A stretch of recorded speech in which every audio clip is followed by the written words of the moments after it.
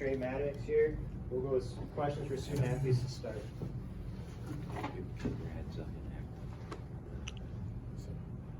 X, Mama said there'd be days like this sometimes, huh?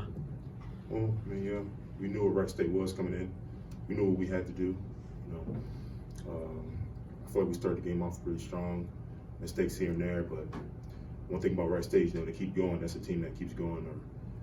That team is very disciplined. They're tough, and I mean, it was good for us to see a team that's tough like that really hardly makes mistakes and capitalizes on our mistakes. And I mean, we just got to take it going forward. We have Northern Kentucky coming in here Sunday, so playing a team like Wright State, I feel like gets us well prepared. Despite the score of the game, despite what happened, I think that for the guys that haven't been here last year, it was a good, I guess you could say, wake-up call that this conference is no joke. I think this is our worst loss of the year, and I just think that the guys are able to see what type of teams we have in our league and what we have to do. So the preparation has to be a lot better, and start the game off at least the same way, but just continue it. So I think that's what we got looking forward for Sunday. Trey, what about that? Did you guys get an education tonight? For sure. Turnovers killed us, but yeah, we for sure got education. Yes, sir. And X, about that too, like you talked about the turnovers, especially early when the game was going back and forth. I mean, you paid the ultimate price for every single mistake. I mean, their execution, especially off those turnovers, was tight.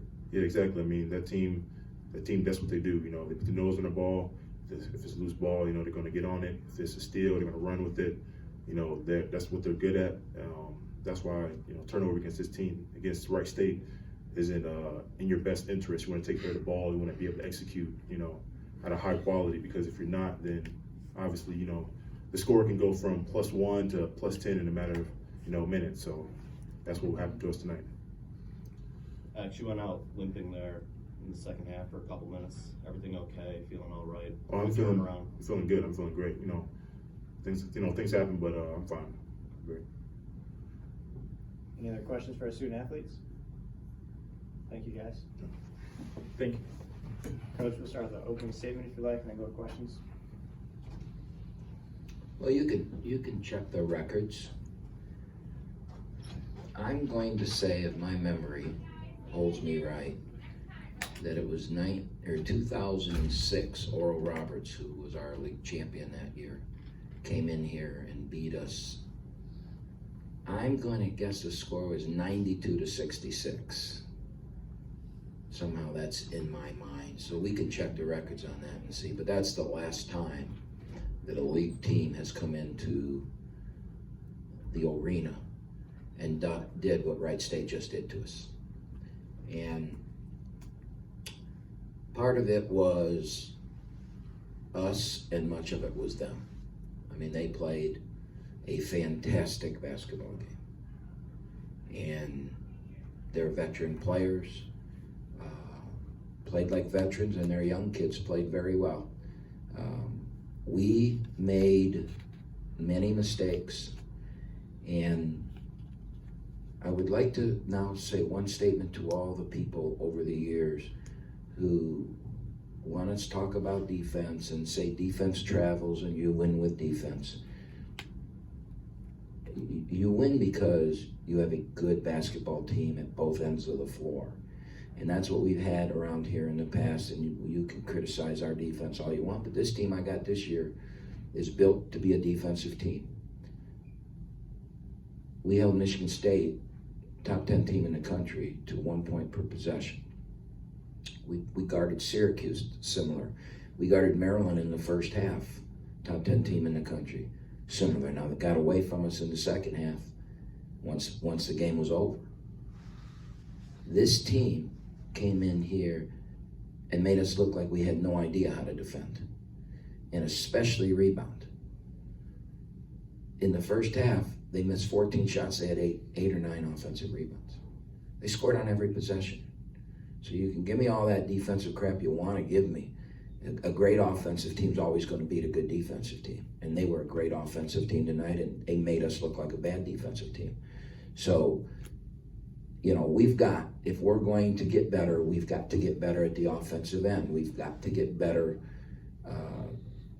at not turning the ball over. And Those are the things that have to happen. And our point guard play has got to get better. And I'll be honest with you, I don't know what to do with it. I have no idea what to do with it. That's going to be on me. I got to figure it out. And, if I don't, it's going to be a long year. So it's on me.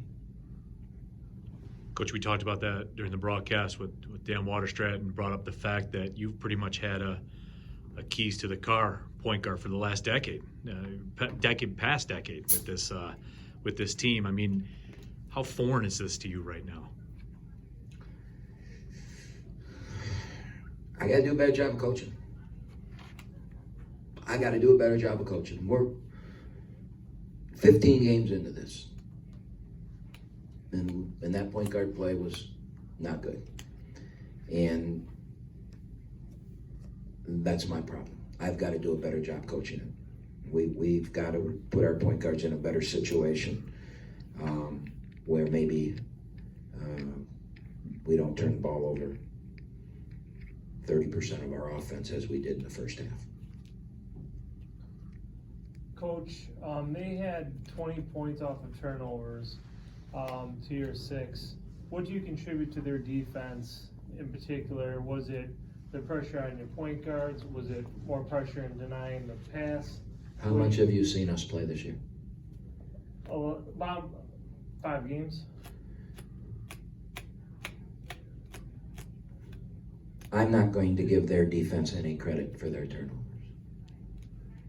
I'm going to give their defense, their basketball team, all the credit in the world for being a very good team. We shot 50% in the first half. 51% we shot in the first half. And that's with 12% from the 3.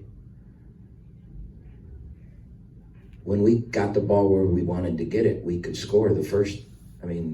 Most games that we've played in the arena this year, at the first time out, it's 4-0. It's 4-2. I think it was 10-8. And at the 11-minute mark, I think it was 19-18 or something. It looked like the old games, back in the days when we scored. And the problem is that we came down, I think the game might have been 22-22, or I'll be off a point or two, but we throw an entry pass, bounce pass, that gets stolen for a layup. They're not allowed to throw bounce passes to enter the ball, but we did. And every point guard I played tonight, and I played 1, 2, 3, 4. We have 4 that are on our roster that we're trying to see if they could be our point guard. All 4 of them made entry bounce passes when they've been told for 4 months that we don't do that. And they make an entry bounce pass that turns into a layup. Then we come down and we run another set play and we try to throw the ball into the high post. We throw it right to them for another layup, and then the onslaught was on. I think the game was tied when we did that. So if it's 22-22 with 10 minutes to go in the half, actually it was 18-17 with 13 minutes to go in the half. And it was 23-21 when it was 23-21 with 9:58 to go when those 2 plays happened, and it went to 26-21. So if you've got 21 points in 10 minutes, I'm not going to give their defense credit for our turnovers. I'll give them great credit. Coach. Sorry for such a long answer. Coach, leading up to conference play all year, you talked about how teams in the league shouldn't and won't be able to physically compete with you guys, but Wright State tonight, they were really, as you said, we were really able to rebound the ball well. What was it tonight that allowed that? Well, I think that physically in the first 10 to 15 minutes of the game, we got the ball to the rim anytime we wanted. The problem was at the other end, when they missed their shots, they just out-toughed us. We stood and watched. We didn't do our ability to check them out, box out, whatever terminology you want to use. Jordan Ash came in the game, just ran to the rim. Nobody got a body on him once. Tanner Holden, number 2, came in and he ran to the rim and nobody got him. We showed them film all week. This is what these guys do. They're going to go right to the rim. They're going to do it every time. And that's why they're good, because they will go every time. And I guess our guys didn't believe us. And, our effort at rebounding and our effort defensively was awful. It wasn't bad, it was awful. Our effort was awful. There was a play, they in transition where they came running down, and their guy shot a transition three, and Wapner, one of the best players in the league, was standing at the top of the key, and the guy guarding him just stopped 2 feet behind him, thinking, well, that guy's going to make that shot, I guess. And the ball hit the rim, went right to Wapner, and he went and laid it in. And the guy guarding him was 3 feet behind him, watching. That's the difference between winning and losing. It's that championship effort that Wright State gives every play. And maybe he's just a lot better coach than I am because he's got his kids doing that and mine aren't. And I'll take all the credit. No, I guess I'm not taking credit. I'll take all the, whatever the right word, the blame for that, okay? Because they played hard and we didn't. Jeff Smith asked me with 3 minutes to go in the game, 2 minutes to go in the game, Babatunde had his hands on a ball and he and Newsom went for it and it went out of bounds to them. And Jeff said to me, have we gotten a loose ball this game?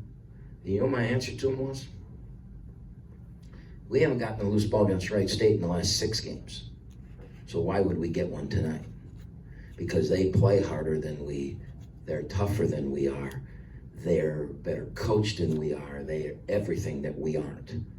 They're what we would want. Never mind. Well, Coach, you talk about it all the time, right? Like, especially against them, maybe more against them than anybody else. It's a want-to game. But players of the year, bodies flying everywhere on the floor. I mean, for as technical as a game is, it's a want-to game a lot of the time, isn't it? Well, I think anybody watching the game, I don't know if anybody watching the game tonight would say that, because when you're down 30 points, it's, I'm sure people had their own opinions, so I'm not going to suggest what their opinions are. I know that on all the plays that don't take talent, they were all pro, and we weren't even all little league tonight. And those are the things we stressed before the game as a coaching staff, that we want to win all the plays that don't take talent. And it started right from the beginning. I think Brad blocked Loudon Love's shot, and we had 3 guys standing in cement as watching the ball bounce, and they picked it up, threw it underneath for a basket. And that started it, and it never got better. Any other questions for Coach? Just one more. Coach, one positive that you could see tonight was the out of bounds plays, where Daniel was able to get the ball, pin it down in the paint, and able to get. When he remembered them. I mean, we ran 3 to 4 out of bounds plays tonight that, of the 5 guys, 2 of them might have been in the right spot. I mean, we were so far out of it in every phase of the game. I mean, I'm telling you, we call a play and we had 3 guys not, and I'm screaming at one player, and he finally got to the right spot. We threw him the ball and he made a layup. I mean, now I will say this, we put a couple new plays in this week that they hadn't seen and hadn't been able to scout, and obviously they worked, but big deal, we were down 30 when they were working. All that did was help our field goal percentage. Thank you, Coach. Okay.